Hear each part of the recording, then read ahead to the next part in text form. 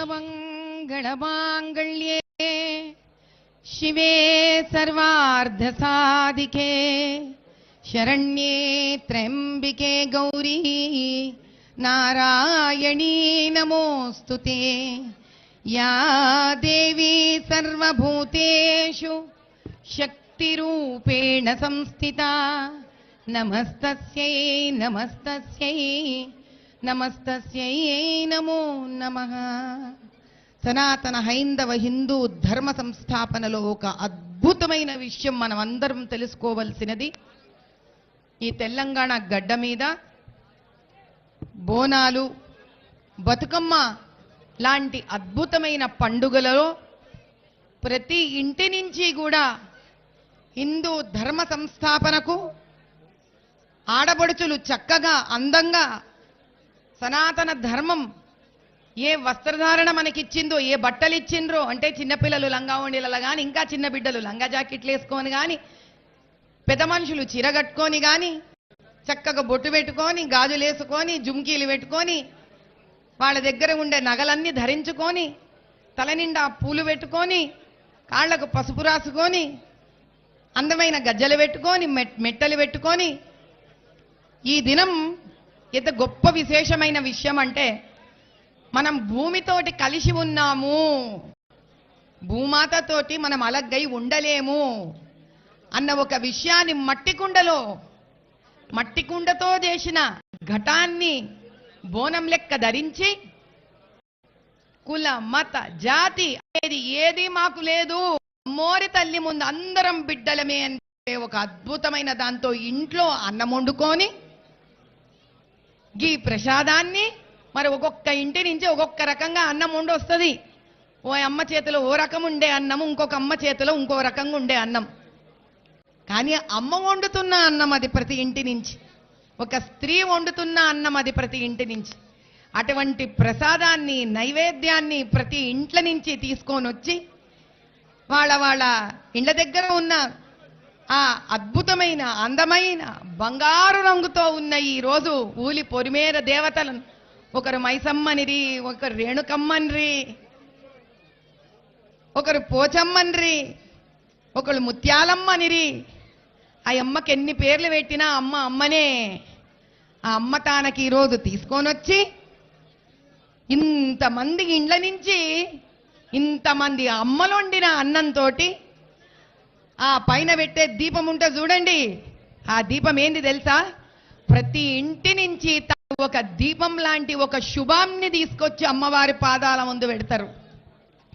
ఇటువంటి ప్రసాదం ఆమెకు అర్పించి, అమ్మ వేరే పండగలలో అయితే నేను బాగుండాలి, నా పెన్మిటి బాగుండాలి, నా బిడ్డలు బాగుండాలి అనుకుంటాం, కానీ ఈ పండగ నాడు మాత్రం మా గ్రామం బాగుండాలి అంటే ఎంత ఐకమత్యంని.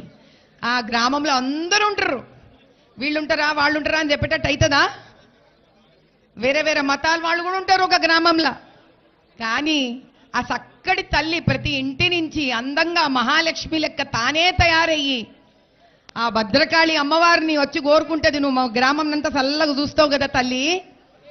ఈడ డబ్బున్నోడు ఉంటాడు, డబ్బు లేనోడు ఉంటాడు, శరీరంలో అన్ని అవయవాలు బాగున్నోడు ఉంటాడు, కుంటోళ్ళు ఉంటారు, అన్ని మతాలోళ్ళు ఉంటారు, చదువుకున్నోడు ఉంటాడు, చదువుకోని ఉంటాడు, అమ్మా నాయనోళ్ళు ఉంటారు, అమ్మా నాయన లేనోళ్ళు ఉంటారు. కానీ ఎవరిని కూడా ఒకళ్ళు చిన్న ఒకళ్ళు పెద్ద అనుకోకు తల్లి, మా గ్రామం చల్లగా ఉండాలని, నీవు ఎప్పటికీ మాకు నిలబడాలే అని ఇన్ని ఇండ్లకెంచి వచ్చిన అద్భుతమైన ప్రేమతో చేసిన ఆ వంట గ్రామం బాగుండాలని కోరుకునే ఒక చక్కటి ఆలోచననే ఈ బోనాలు. అంటే సనాతన హిందూ ధర్మంలో సబ్కా సాత్ సబ్కా వికాస్ అనే మాట నరంలో మనకి ఎట్లా జీర్ణించుకుపోయిందో చూడండి.